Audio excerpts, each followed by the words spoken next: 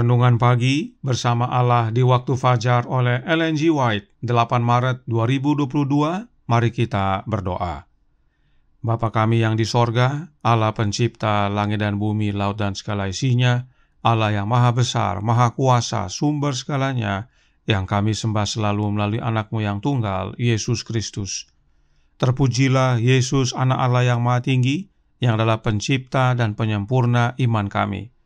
Pada pagi hari ini kami bersyukur boleh bangun dan berbakti, dan sebagaimana membaca dan mendengarkan nasihat firman-Mu, kiranya ini menjadi pembaharuan bagi masing-masing kami, agar menerima hati yang baru daripada-Mu.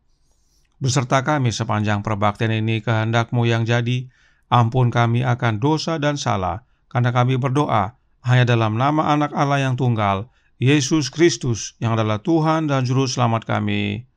Amin.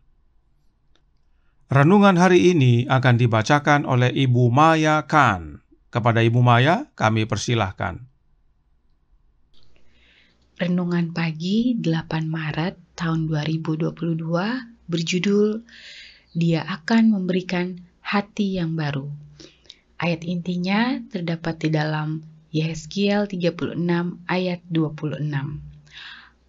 Kamu akan kuberikan hati yang baru dan roh yang baru di dalam batinmu, dan aku akan menjauhkan dari tubuhmu hati yang keras, dan kuberikan kepadamu hati yang taat. Kebenaran tentang firman Allah bukan perasaan sentimental, namun perkataan yang maha tinggi. Dia yang menjadikan kebenaran ini sebagai bagian hidupnya menjadi sebuah ciptaan baru. Dia tidak diberikan kuasa mental yang baru, namun kegelapan dan dosa yang menutupi pikiran telah disingkirkan. Kalimat "aku akan memberikan hati yang baru" berarti aku akan memberikan pikiran yang baru. Perubahan hati ini selalu disertai oleh konsep yang jelas akan tanggung jawab Kristen dan sebuah pemahaman tentang kebenaran. Kejelasan pandangan kita tentang kebenaran akan sesuai dengan pemahaman kita tentang firman Allah. Mereka yang memberikan perhatian khusus pada Alkitab akan mendapat pengertian yang jelas dan pertimbangan yang benar. Tampaknya dengan berpaling kepada Allah, ia mendapat kecerdasan yang lebih baik lagi. Jika pikiran difokuskan untuk mempelajari Alkitab, maka pemahaman akan meningkat dan kesanggupan berpikir akan semakin baik. Dengan mempelajari Alkitab, maka pikiran akan berkembang dan semakin seimbang daripada berupaya mencari informasi dari buku-buku yang tidak ada kaitannya dengan Alkitab. Dikutip dari Counsel to Teachers halaman 452. Apabila Roh Allah sudah memiliki hati, maka kehidupan pun diubahkannya. Segala pikiran yang penuh dosa dibuang jauh, segala perbuatan jahat ditinggalkan. Kasih, kerendahan hati, dan damai menggantikan amarah, iri hati, dan perselisihan. Sukacita menggantikan duka cita, dan wajah memantulkan cahaya surga. Tidak seorang pun yang melihat tangan yang mengangkat beban itu, atau melihat cahaya yang turun dari istana yang di surga. Berkat itu datang apabila oleh iman jiwa menyerahkan dirinya kepada Allah. Dikutip dari buku Alfa dan Omega jilid 5 halaman 173. Demikian bacaan renungan pagi kita pada pagi hari ini. Tuhan Yesus memberkati. Terima kasih atas penata layanan Ibu Maya. Tuhan Yesus memberkati.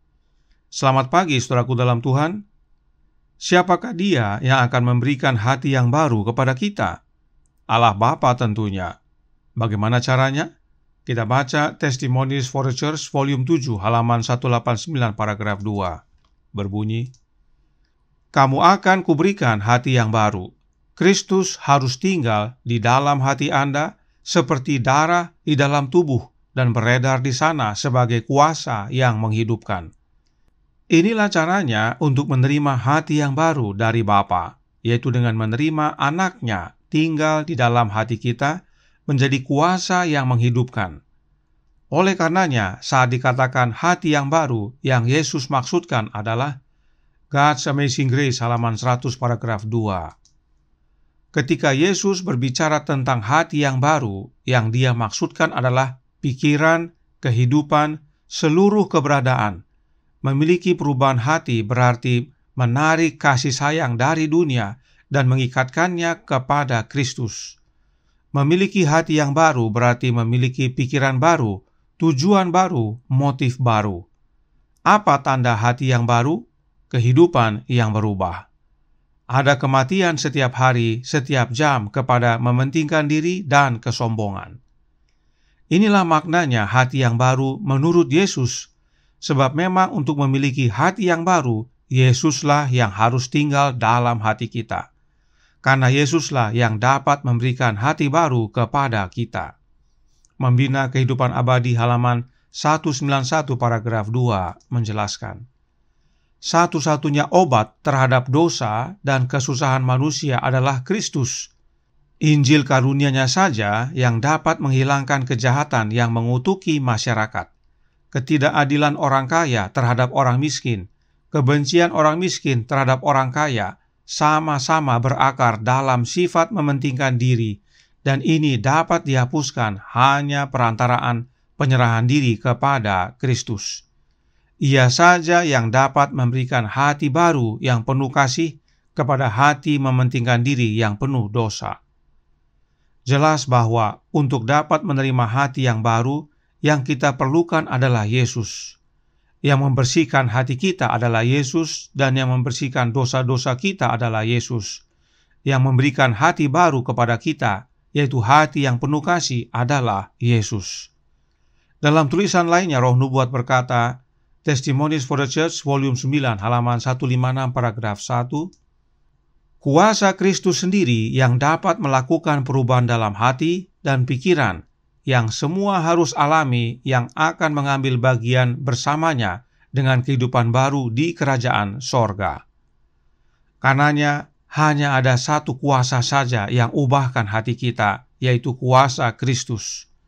Apakah kuasa Kristus tersebut? Rohnya Yesus tentunya. Roh Nubuat berkata dalam Counsels to Parents, Teachers and Students halaman 223 paragraf 2. Ketika Kristus tinggal dalam hati oleh iman, Roh-Nya menjadi kuasa untuk memurnikan dan menghidupkan jiwa. Jelas bahwa kuasa Kristus itu adalah Roh-Nya Yesus itu sendiri atau yang disebut Roh Kristus. Nah, renungan hari ini berkata dalam Bersama Allah di Waktu Fajar halaman 84 paragraf 4 berbunyi, apabila Roh Allah sudah memiliki hati, maka kehidupan pun diubahkannya. Dalam penjelasan kutipan-kutipan Roh Nubuat yang sebelumnya dikatakan bahwa Kristuslah yang mengubahkan hati kita, hidup kita oleh kehadiran Roh-Nya. Namun sekarang Roh Nubuat berkata bahwa Roh Allah lah yang mengubahkan hati dan kehidupan kita. Apakah ada dua roh yang bekerja dalam hati kita untuk berikan kepada kita hati yang baru? Oh tidak. Hanya satu roh yang bekerja dalam hati kita, yaitu Roh Kristus. Lalu bagaimana dengan Roh Allah? Paulus bantu jawab dalam Roma 8 ayat 9 yang berkata, tetapi kamu tidak hidup dalam daging, melainkan dalam roh, jika memang Roh Allah diam di dalam kamu. Tetapi jika orang tidak memiliki Roh Kristus, ia bukan milik Kristus. Bagaimana Roh Allah diam dalam kita? Oleh kehadiran Roh Anak Allah, yaitu Roh Kristus. Itu sebabnya Paulus berkata, tetapi jika orang tidak memiliki Roh Kristus, ia bukan milik Kristus. Karenanya untuk dapat memiliki Roh Allah, maka kita harus menerima Roh Anak Allah, yaitu Roh Kristus. Sebab Bapa di dalam Anak, oleh kehadiran Roh Kudus Bapa, dan kemudian Anak Allah di dalam kita oleh kehadiran Roh Kudus Kristus. Karenanya dengan menerima Kristus dalam hati kita, maka hal itu sama dengan menerima Bapa dalam hati kita. Sebab memang Bapalah yang akan memberikan hati yang baru kepada kita, yaitu melalui Anaknya. Kita terhubung dengan Bapa hanya melalui satu jalan, yaitu Anaknya, Yesus Kristus. Kiranya ini menjadi pembaharuan bagi kita, agar buka hati dan terima Roh Kristus, maka hati dan hidup kita menjadi baru. Tuhan memberkati, saya bawa dalam nama Yesus. Amin. Mari kita berdoa. Bapa kami yang di sorga, Allah pencipta langit dan bumi, laut dan segala isinya, Allah yang maha besar, maha kuasa, sumber segalanya, yang kami sembah selalu melalui Anak-Mu yang tunggal, Yesus Kristus. Terima kasih nasihat indah pagi hari ini, agar kami menerima hati yang baru dari Bapa, yaitu dengan menerima Anak-Mu yang tunggal, Yesus Kristus, tinggal dalam hati kami, oleh kehadiran Roh-Nya. Dengan memiliki Roh Kristus yang adalah kuasa Kristus, hati kami diubahkan, hidup kami diubahkan, pikiran kami menjadi baru, tujuan kami baru, motif kami baru, semuanya selaras dengan kehendak Kristus. Dan inilah wujud daripada Bapa tinggal bersama kami, sebab Bapa hadir dalam hidup kami melalui kehadiran Anak-Mu yang tunggal, yang disebut Immanuel. Karenanya tolong kami ya Bapa, curahkan roh Anak-Mu dalam hati ini, beserta kami ya Yesus, kehendak-Mu yang jadi, ampun kami akan dosa dan salah, karena kami berdoa hanya dalam nama Anak Allah yang tunggal, Yesus Kristus, yang adalah Tuhan dan Juru Selamat kami. Amin.